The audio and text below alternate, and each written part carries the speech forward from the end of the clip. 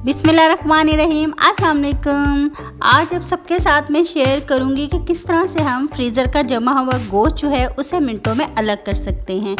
ये देखें, मेरे पास ये फ्रीज़र का जमा हुआ गोश्त है। ये काफ़ी इसमें बर्फ़ है, ये हार्ड है। ये आपके सामने इसे मैं 10 मिनट के अंदर जो है वो अलग करके दिखाऊंगी।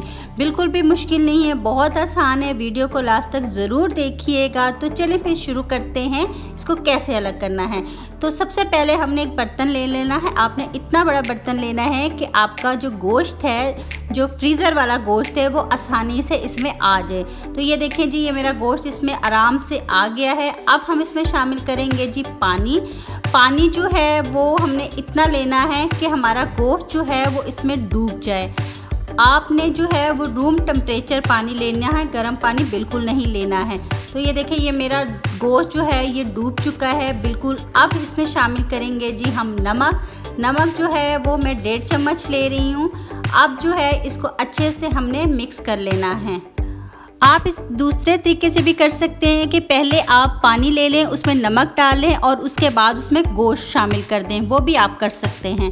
तो इस तरह से ये मैं अच्छे से इसमें मिक्स कर रही हूँ ताकि हमारा जो नमक है वो अच्छे से हमारे गोश्त में जो है वो लग जाए। और बस थोड़ा सा आपने ख्याल रखना है कि जब अपने गोश्त को पकाना है तो थोड़ा नमक कम रखना है।